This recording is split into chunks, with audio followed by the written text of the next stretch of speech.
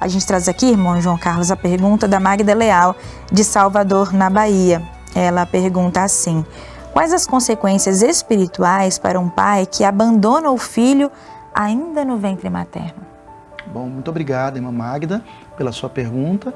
As consequências estão relacionadas à negligência, ao compromisso que foi assumido e não foi cumprido, ao protelar de algo que precisaria, nesse mundo, ser realizado. Um compromisso assumido diante de Deus, mas também diante daquele espírito reencarnante. Olha, estarei lá. Quando você chegar, ainda no ventre da sua mãe, estaremos ali juntos com você, vamos conversar, vamos dialogar, eu vou preparar para que você possa nascer e ter toda a estrutura necessária. E isso simplesmente é renegado, simplesmente vira-se as costas para esse compromisso assumido. Então, gera-se um sentimento de culpa para aquela criança que vem a nascer e se depara com essa realidade da ausência do pai e tem todo o desencadeamento por conta dessa ausência emocional, física, financeira, mas também se eventualmente, por conta de toda a situação causada, o aborto surge, e o que é muito triste, naturalmente que esse espírito também guardará e precisará ser muito bem cuidado no mundo da verdade, porque esse sentimento de culpa pode acompanhar a esse espírito que reencarnaria, não é? Por que meu pai não me aceitou, por que ele se afastou, por que ele ficou longe. E quando a gente observa nas Escrituras Sagradas, irmã Magda, a palavra divina sempre vai na direção do compromisso que a gente assume e precisa cumprir. Por exemplo, no livro de Provérbios, no Antigo Testamento da Bíblia Sagrada, no capítulo 22, versículo 6, educa a criança no caminho em que deve andar, e até quando envelhecer, não se desviará dele. Esse é um papel do pai, esse é um papel da mãe, que já começa no ventre materno, falando sobre os assuntos espirituais. Aliás, os especialistas há muito tempo já falam sobre esse diálogo, esse processo educativo que já começa quando a criança ainda está no ventre materno. Então, orientar, falar, exaltar, enaltecer, apresentar os ensinamentos de Jesus, orando com a criança quando ainda está no ventre materno, significa justamente conduzir a criança para esse caminho do Senhor, para que justamente ele jamais se afaste dele. E quando a gente vai já no Novo Testamento da Bíblia Sagrada, na Epístola de Paulo aos Efésios, capítulo 6, versículo 4, a gente encontra essa palavra: e vós, pais, não provoqueis a ira a vossos filhos, mas criai-os na doutrina e admoestação do Senhor. Então, uma ira, como muito bem destacava ainda há pouco o Dr. Liércio, falando sobre as consequências naturais da criança que se encontra diante de um cenário sem a figura do pai, a revolta, os desafios emocionais, de convivência, de interação, mas também a gente precisa pensar sobre a perspectiva espiritual, o quanto isso pode acometer aquele espírito diante de um compromisso, de um combinado feito e que na Terra não foi cumprido. Então tudo isso nos leva realmente a pensar muito sobre as consequências de se afastar, de virar as costas diante de um compromisso que nós assumimos, porque é um ser que dependerá da mãe, mas também do pai para a sua jornada nesse mundo, porque é assim que estava traçado. No mundo da verdade, não há nada estabelecido, delineado, planejado, em que a figura do pai vai sair de perto do filho. Isso não existe em lugar nenhum, e muito menos no mundo da verdade. E quando se age dessa forma, tem-se essa postura aqui na Terra, estamos realmente indo de encontro a essa perspectiva divina sobre os nossos compromissos assumidos. Eu quero destacar, irmã Magda, do livro Jesus, a Dor e a Origem de Sua Autoridade, o Poder do Cristo em Nós, de autoria do nosso irmão Paiva, na página 99, o líder da religião do terceiro milênio nos fala nesse subtítulo: Responsabilidade dos pais e das mães nascida em Deus. Ele escreve então: de fato, não nascemos tão somente porque papai e mamãe foram para a cama, para o carro, para o mato. Nascemos porque primeiro surgimos do Supremo Criador, que é Espírito.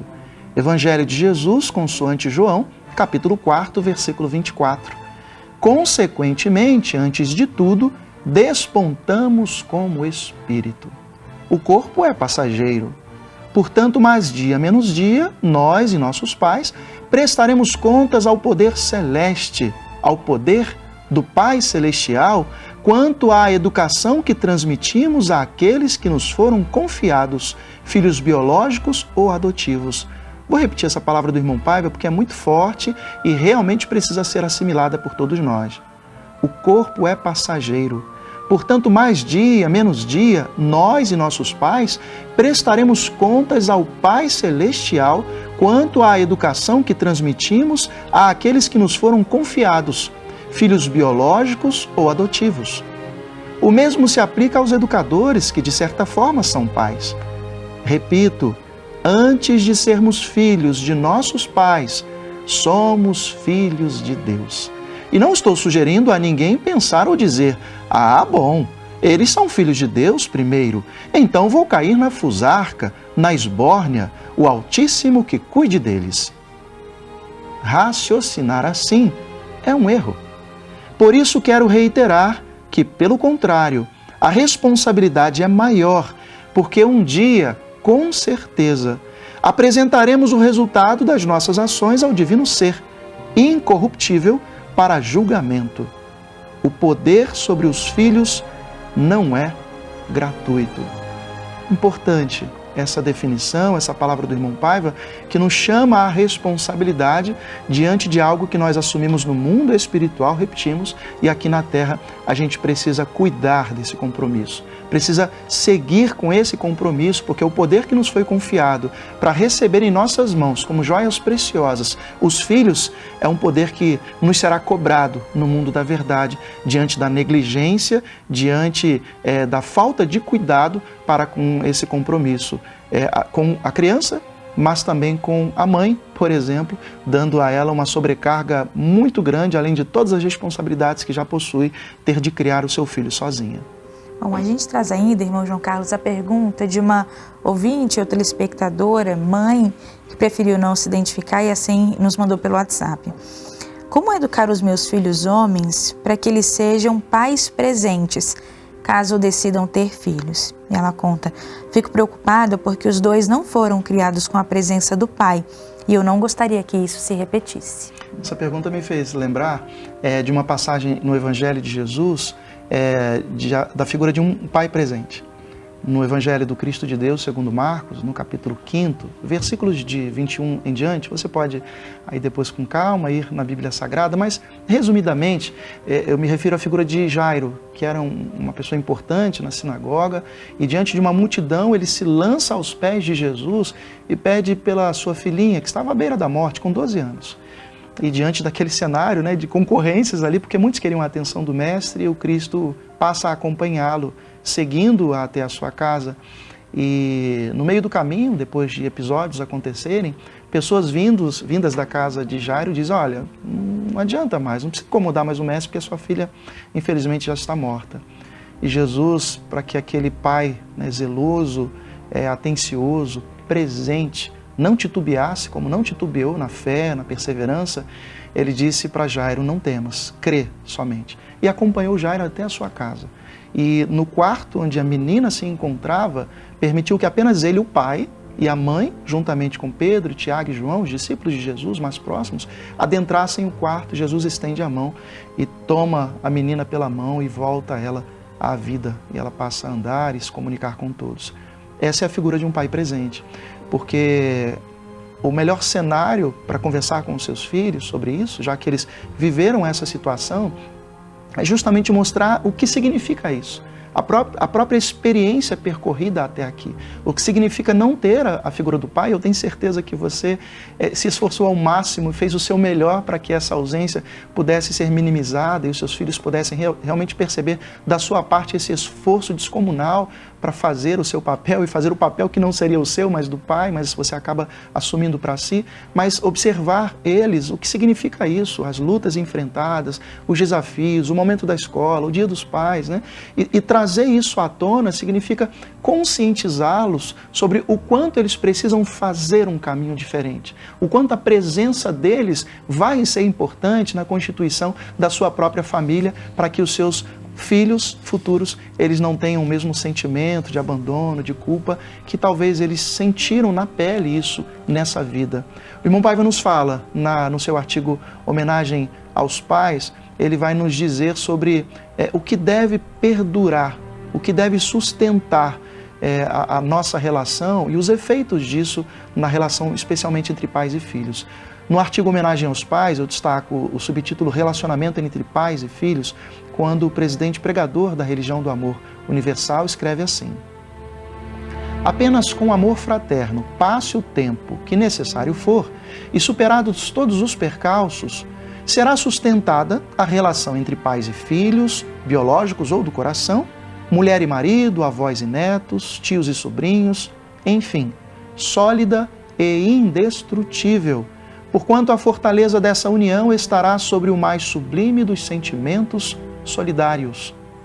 Em sua primeira epístola, capítulo 4, versículos 20, 21 e 8, diz João Evangelista: se alguém disser amo a Deus e odiar a seu irmão, é mentiroso. Pois aquele que não ama a seu irmão a quem vê, não pode amar a Deus a quem não vê. Ora, temos da parte dele este mandamento: aquele que ama a Deus, ame também a seu irmão, porque Deus é amor.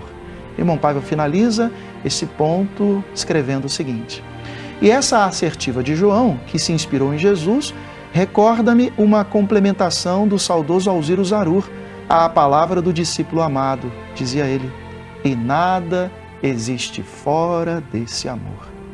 Por conseguinte, prossegue irmão Paiva, desse afeto vem a substância que percorre e mantém viva a alma, tal como o sangue, que não permite a gangrena do corpo humano, ao espalhar vida a todas as suas partes.